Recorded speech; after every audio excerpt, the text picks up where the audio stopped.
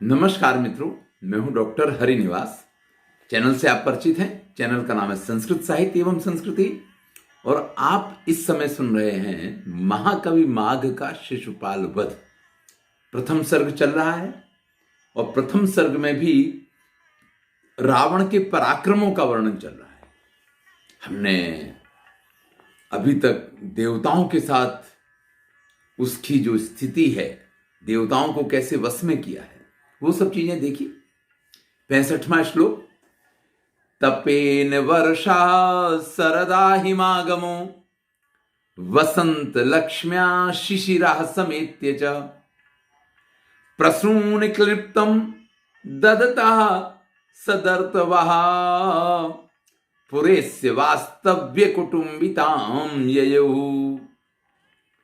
फिर रावण के राज्य में या रावण के यहां गर्मी के साथ में बरसात, शरद के साथ में हेमंत और शिशिर के साथ में वसंत, ये ऋतुएं एक साथ रहा करती थी। अब आज इस चीज को समझना कठिन नहीं है। आज ऐसे ऐसे फूल हैं, ऐसे ऐसे बीज तैयार हो गए हैं कि हर फूल, हर फल और हर चीज 12 महीने आप प्राप्त कर सकते हैं। और उसमें भी अगर किसी ने विशिष्ट प्रयत्न किया हो तो यह बिल्कुल संभव है। तो रावण ऐसा पराक्रमी था, विद्वान था, तो उसके राज्य का वर्णन कर रहे हैं कि वहां पे 6 ऋतुएं एक साथ। जनरली क्या होता है कि जब गर्मी होती तो वर्षा नहीं होती है, दोनों एक साथ कैसे चल सकते हैं? लेकिन यहां होता था। भाई शरद शरद है और हेमंत हेमंत है, लेकिन शरद के साथ हेमंत की स्थिति। और ऐसा नहीं कि एक ऋतु के साथ दूसरी ऋतु, यानी 24 घंटे में तो 6 ऋतुएं अपना अपना कार्य करें। हर समय रावण की सेवा में ये 6 की 6 ऋतुएं संलग्न रहती थीं। मैंने आपसे कहा कि आज ये संभव है, लेकिन ऐसा नहीं कि आज ये संभव है, उस समय भी ये संभव था।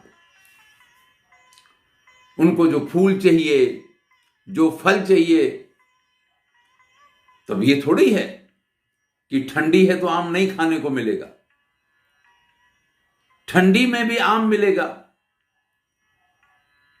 जब जिस फल की, जब जिस फूल की रावण इच्छा करता था, सद ऋतुवः, सभी ऋतुएं ददतः, उसको वो पहुंचाया करती थी। पुरेस्य वास्तव्य कुटुंबिनाम ये। और ये सिर्फ रावण के महल में हो ऐसा नहीं, उसके नगर में रहने वाले हर घर, हर परिवार के लोगों के लिए ये 6 ऋतुएं एक साथ काम करती थी, एक साथ सबकी इच्छाओं की पूर्ति करती थी, एक साथ सबको जिस ऋतु के अनुकूल जिसकी जो इच्छा हुई वो फल, पुष्प वगैरह उनको मिला करती थी। अभीक्ष्णमुष्णैरपि तस्य सोष्मणः सुरेंद्र बंदी श्वसिता नीलैर्यथा सचंद्रनाम्भा कणकोमलैस्तथा बपुर जलार्द्रा पवनैर्न निर्ववौ। भैया वो रावण जब सोष्मणा, कामजुर से व्याकुल होता था, काम पीड़ा से अत्यंत त्रसित होता था, अब उस ज्वर के समय उसको जो शीतलता चाहिए, वो शीतलता चंद्रनाम्भा कणकोमलई तथा न चंद्रमा की चांदनी से उससे युक्त शीतल पवन करने से या ठंडे जल के भीगे हुए बपुर जलार्द्र पवनई, उससे हवा करने से भी न निर्भवो, दूर नहीं होता था। और कैसे दूर हो जाता था? सुरेंद्र बंदी स्वसिता निलय था। जो इंद्र की स्त्रियों को उसने बंदी बनाया था, उनके श्वास का पवन मिलता था तो उसका कामज्वर दूर हो जाता था। यहां रावण के अभिमान को बता रहे। देखिए, उसके पास बहुत सारी स्त्रियां हैं, लेकिन अगर काम से वो संतप्त है तो अपने रनिवास की स्त्रियां नहीं चाहिए उसको। ठंडा पवन हो, चंदन से युक्त या चंद्रमा की किरणों से उसको वो शांति नहीं मिलती थी।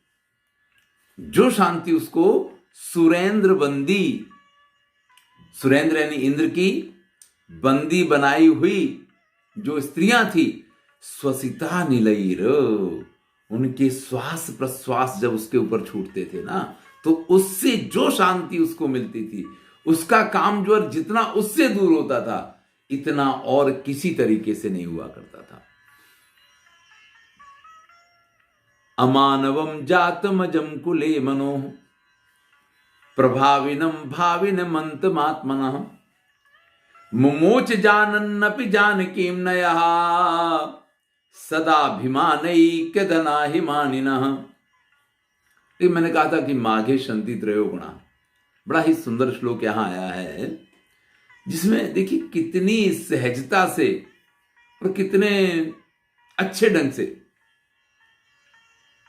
अलंकारों का, जिसको आप कहते हैं पद लालित्य का और जिसको आप कहते हैं अर्थ गौरव का, सबका समावेश हो गया। अमानवम जातमजम कुले मनोह, जो अमानव है, देखिए मनु के कुल में जन्म हुआ, मनु के यहां जिनका जन्म हुआ उन्हीं के नाम पे तो लोगों को मानव कहा गया, और फिर उनको कहा क्या? अमानवम मनु कुले जातम। और मनु कुले जातम का और फिर कह रहे हैं अजम।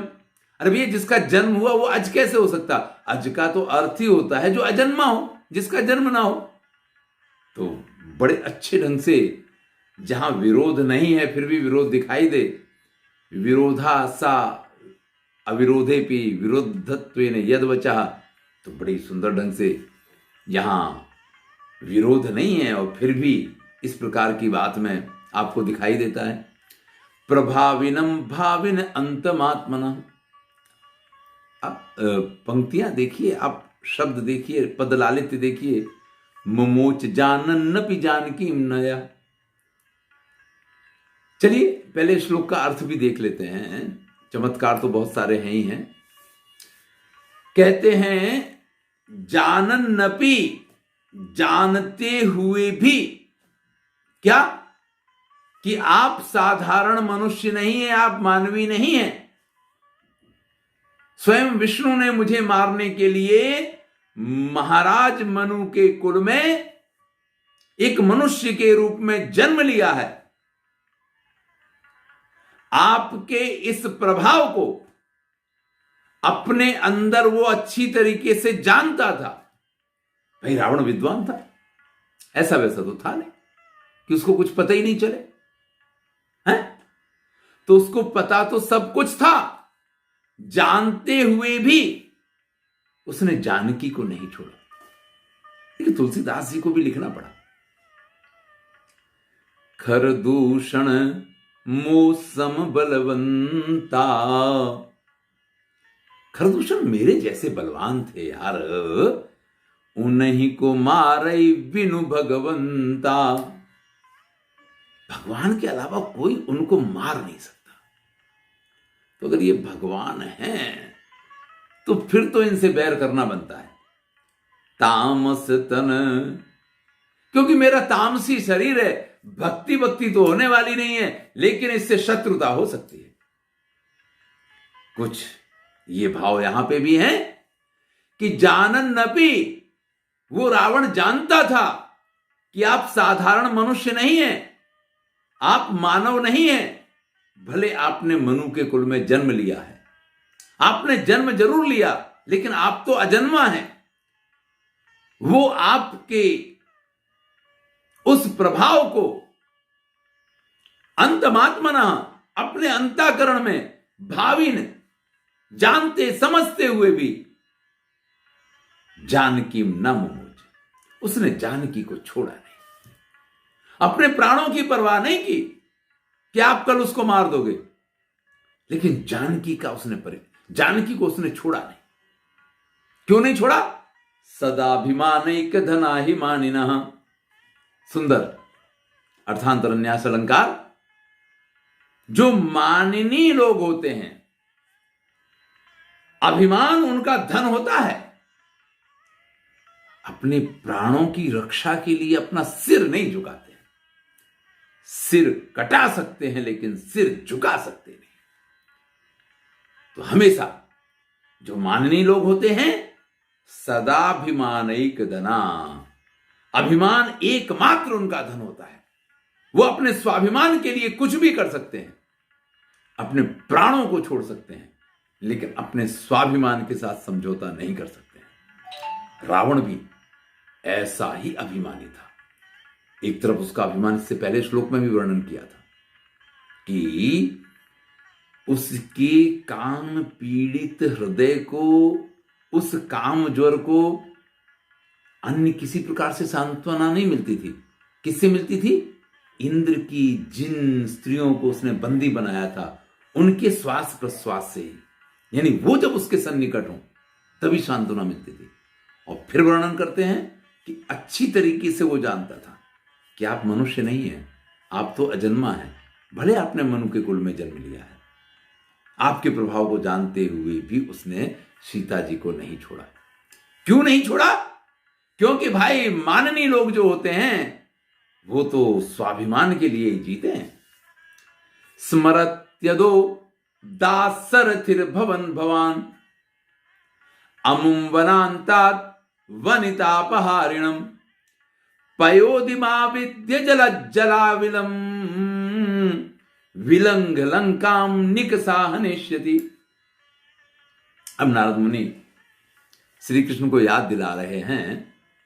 स्मरति, आप इस चीज को याद करते हैं ना? आपको याद तो है ना कि आपने ही दासरथी यानी दशरथ पुत्र राम के रूप में अवतार लेकर के वन में से आपकी प्रियतमा सीता का जिसने अपहरण किया था, वनांताद वनिता अपहारिणम, वन के मध्य में से आपकी पत्नी सीता का हरण करने वाले को अपहारिणम पयोधिमाविद ले जाके लंका में बैठ गया था। लेकिन फिर भी आपका भी पराक्रम कहां कम। आपने समुद्र पे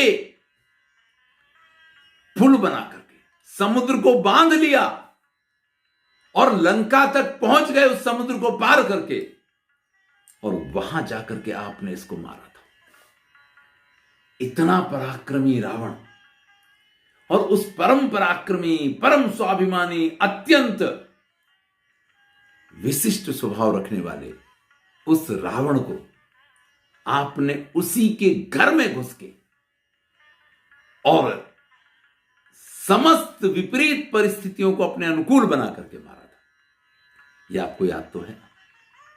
यहां पे अगर आपको ये याद है, हिरण्यकश्यप को नृसिंह बन के आपने मारा, रावण को राम बन के आपने मारा, अब कृष्ण रूप में आए हो इस समय आप, और अगले श्लोक में देखेंगे कि वही हिरण्यकश्यप रावण बना था और यही रावण अब शिशुपाल के रूप में इसने जन्म लिया है।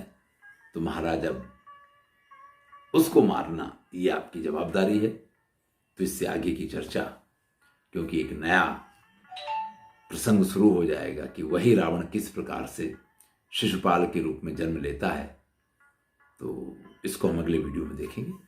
मैं हूं डॉक्टर हरिनिवास, आनंद लीजिए और मित्रों तक इस चैनल को पहुंचाइए। प्लेलिस्ट देखिए।